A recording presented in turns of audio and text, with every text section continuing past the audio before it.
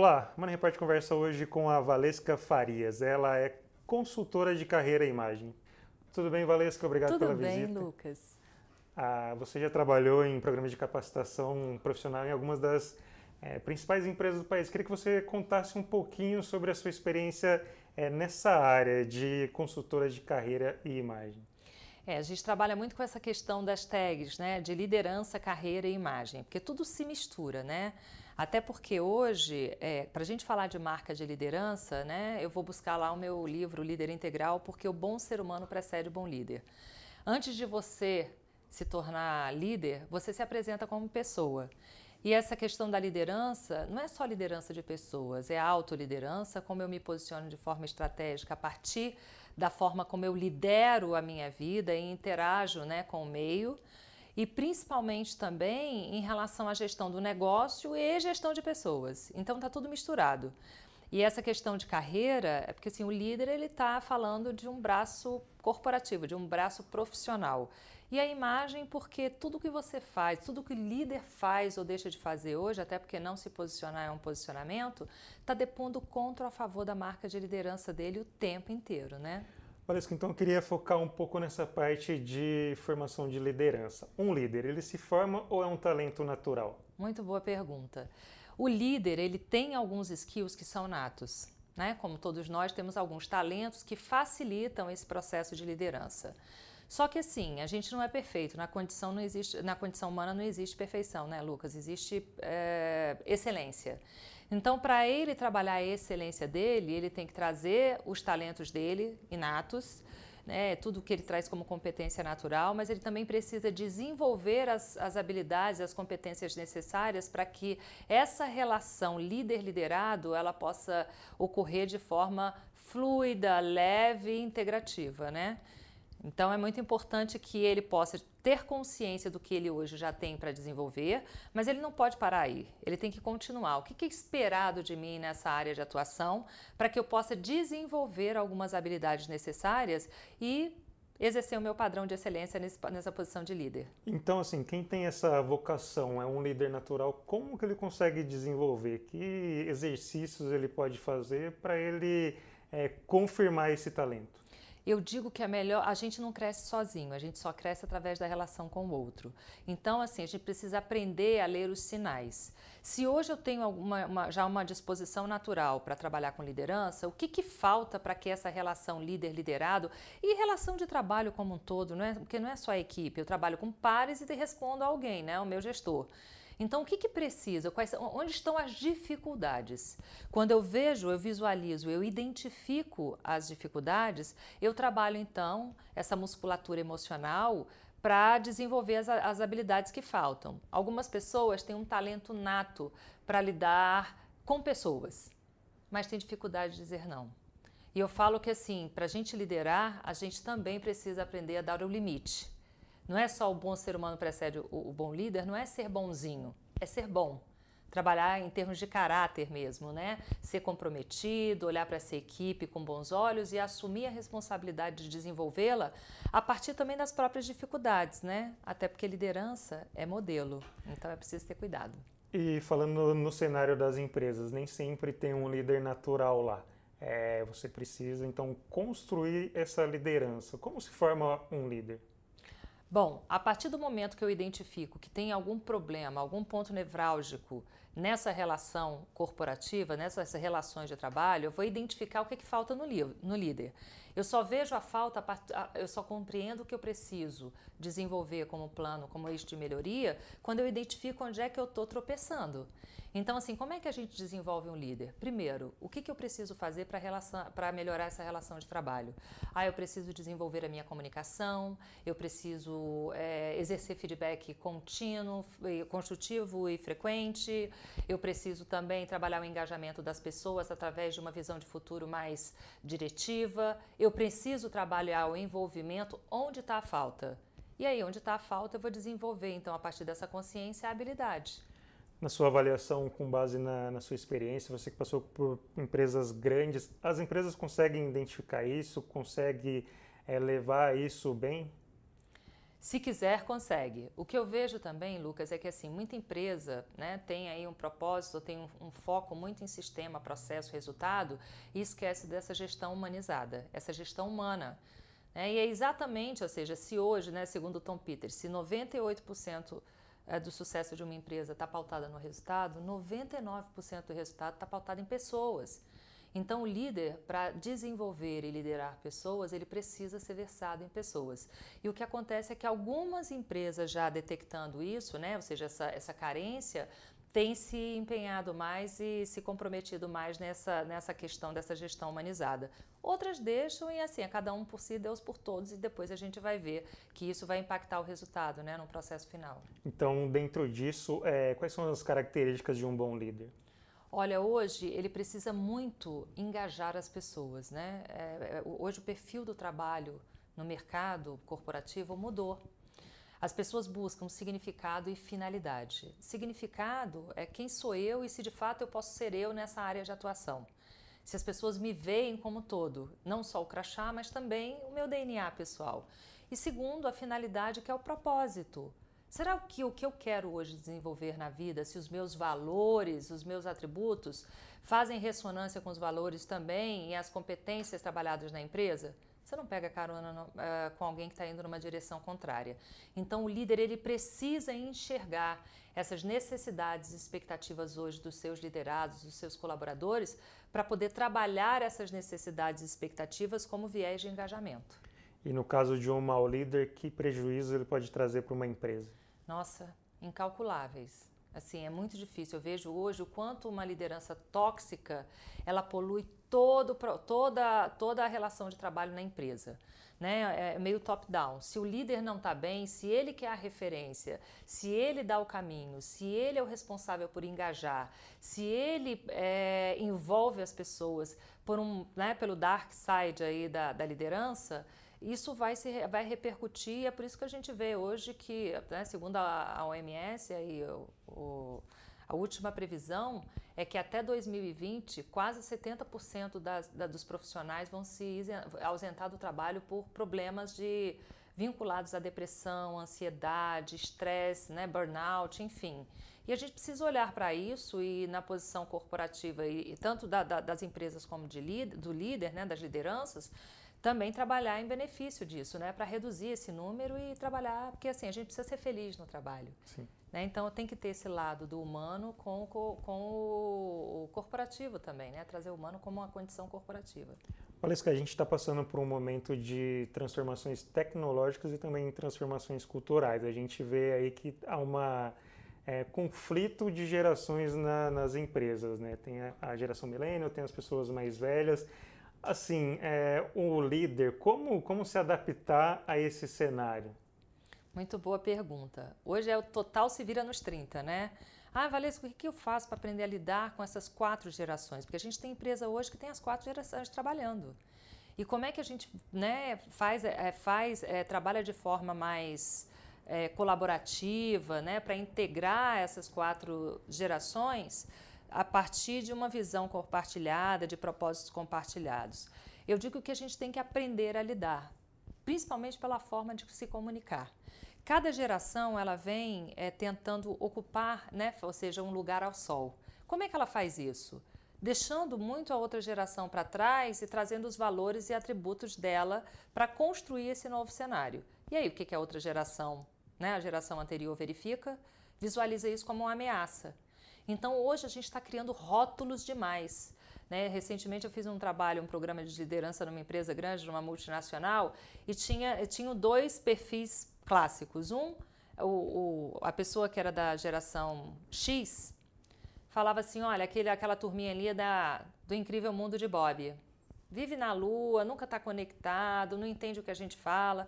Aí você ia lá para o Incrível Mundo de Bob, olha, aquela turma ali são os tio Dino, dinossauro. E isso vai criando uma animosidade, dificultando. Não tem certo e errado. Tem o que cada um acredita que é a melhor forma de se comunicar, de conviver juntos. E aí o que a gente faz? É manejar as diferenças, não vendo isso como alguma coisa adversa, mas simplesmente que a diversidade também traz riqueza se a gente não se impuser, não impuser um ponto de vista e horizontalizar mais essa comunicação. Não é porque ele pensa diferente ou fala diferente que ele é melhor ou pior do que eu. Ele simplesmente é diferente, né? E isso agrega valor. Pontos de vista diferentes, às vezes dá trabalho da gente chegar a um consenso, às vezes nem vai chegar, mas enriquece também as relações, né? Então, o desafio da chefia é esse, estar mais presente e ter uma gestão mais humanizada. Estar mais presente. Eu digo, Lucas, que o combinado não é caro e o acordado não dói. Então, assim, o que essa pessoa tem em termos de expectativas, o que ela traz como necessidade, até para saber se eu, de fato, vou conseguir atender essas necessidades e expectativas. É adequar. Olha, eu posso ir com você até isso. Está claro o que eu espero de você trabalhando para mim? Hoje a empresa, você recebe um job description. Então, assim, você veio cumprir essa função aqui dentro. E como é que a gente cumpre essa função? Fazendo isso tem que deixar claro. As relações, quanto mais claras, mais longevas elas se tornam, né? E mais honestas também. Então, será que está sendo feito? Te digo, a grande maioria não faz. A empresa fala, passa no RH, tem que ter essa entrosação do líder e liderado para que cada um saiba qual o seu papel e quais os limites dessa relação. Isso é fundamental. Então a gente está nesse cenário com o surgimento de startups, empresas mais jovens e também empresas tradicionais, já consolidadas no mercado. E aí a gente tem uma discussão seguinte, muitas lideranças jovens, como esses líderes mais novos conseguem garantir a confiança dos seus subordinados? O que ele precisa fazer para trazer o time junto com ele? Excelente. A gente vê hoje algumas empresas já trabalhando com o conceito de mentoria reversa. Não é porque eu sou mais novo, né, que eu sei menos. E assim, adequar, porque esse mais novo, ele vem com uma pegada mais atual, uma liderança mais moderna, ele já vem com esse conceito de capital social, ele trabalha de forma mais colaborativa, ele tem uma visão no futuro, ele é digital. Ou seja, a liderança anterior tem dificuldade às vezes com isso. Às vezes é mais autocrática, às vezes é mais imperativa. E aí, o que ele vai fazer? Ele vai chegar e vai conversar. A gente aqui a gente não exerce aqui uma força oponente. Juntos somamos mais. Como é que a gente faz isso? E trabalhar. A gente aqui tem que fazer o quê? Dar resultado. Como é que a gente pode hoje trabalhar as nossas diferenças como força a favor dessa nossa relação para a integração dessa equipe e um resultado mais fluido, mais fácil? A gente tem opção. Ou a gente dificulta a própria vida nas empresas, ou a gente facilita. Então, sempre para mim é o seguinte, o combinado não sai caro. A gente pode chegar e estabelecer essa relação? Não é porque eu também tenho essa visão mais holística e estou mais up-to-date nesse mundo, né, 4.0, que eu sei mais ou que eu sou melhor do que quem não está. Quem está há mais tempo tem condições, essa galera, né, essa liderança mais old school, tem valores fantásticos que pode também trocar com essa liderança mais moderna, mais atual, né, mais posicionada nesse mundo, né, VUCA. Mas a gente precisa aproximar. Sem aproximar, a gente não consegue trabalhar as diferenças e não consegue ter um propósito comum. Então isso também vale para o caso contrário, de chefes de empresas tradicionais, para que eles não possam passar essa imagem de chefe ultrapassado. Isso também vale para esse cenário? O que cabe para A, cabe para B. Aqui a gente está falando de disponibilidade. Quando um não quer, Lucas, dois não somam. Então, assim, a gente precisa ter primeiro um direcionamento, um posicionamento da empresa, de também facilitar esse processo de adequação como uma diretriz da própria empresa. A gente aqui trabalha numa cultura colaborativa, a gente trabalha aqui estratégia e gestão de alto desempenho através de um processo de integração, né? As diferenças, elas são válidas e são vistas como um valor. E se a gente não pratica, é claro que falando assim fica muito simples. Existe todo um trabalho aí, toda uma força a ser desenvolvida. Mas a partir do momento que você trabalha nessa direção, né, a própria ação e energia envidada nesse esforço também vai trazendo aí um resultado favorável, né? É um processo. Hoje as empresas estão falando que estão estimulando a diversidade, querem trazer profissionais diversos para o ambiente de trabalho. Isso também está chegando nos cargos de liderança? Com certeza.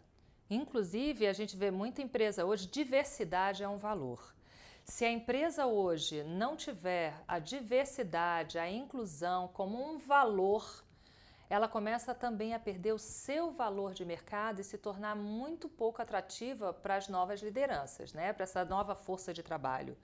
Então, isso hoje, assim, não é de novo, as diferenças, elas somam num cômputo geral. Então, eu vou incluir as pessoas que são diferentes e a gente vai trabalhar num processo, numa visão, né, numa liderança mais holística, com uma comunicação mais horizontalizada, onde todos possam também expor o seu ponto de vista sem o medo de serem criticados, rechaçados.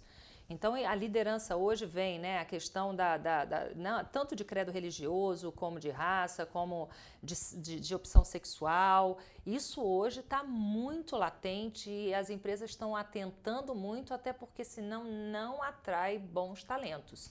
Além de não atrair, não consegue também reter as boas lideranças. Valesca, para a gente finalizar essa conversa, eu queria que você falasse um pouco sobre o papel das mulheres nos cargos de liderança, assim, com base na sua experiência, você que já atendeu várias empresas grandes, se você consegue traçar esse panorama, como era, como é e qual a projeção da presença das mulheres nos cargos de liderança. Olha, Lucas, eu vou te falar, isso já vem sendo debatido há muito tempo. E, ao meu ver, né, a despeito de algumas pessoas ainda acharem que a gente está anos-luz, eu não acredito. Eu acho que a gente vem acompanhando. É claro que ainda existe, né, aí uma sobreposição dessa liderança masculina, né? Existe aí isso ainda como referência. Mas todo processo de mudança, ele requer nível de consciência e tempo de maturação. Então é um processo, mas pelo que eu vejo aí atuando não só em soluções corporativas, treinamentos, palestras, consultorias individuais, eu vejo que a mulher cada vez mais ela se torna consciente do papel dela e da capacidade dela de exercer com mestria essa posição de liderança e que isso também, né, as pessoas vêm vendo isso como uma coisa mais natural que já faz parte dessa evolução desse processo. Então, hoje, para trabalhar essa questão de inclusão da liderança feminina e para tornar isso uma constante, né, em viés de alta, existem três pilares. O primeiro é a responsabilidade da empresa e incentivar esse desenvolvimento das lideranças femininas nas organizações. Segundo, da liderança masculina se comprometer também em olhar para a mulher como uma pessoa, né, um recurso de extremo valor na posição de líder. E terceiro, da própria mulher, de se assumir, de se ver capaz de exercer tão bem quanto o homem, né, e agregando valor, não é o homem ou mulher, é homem e mulher, né, ou seja, é o feminino e masculino trabalhando numa diretriz com valores compartilhados, num direcionamento aí para unir forças e chegar ao melhor resultado possível através dessa liderança atual.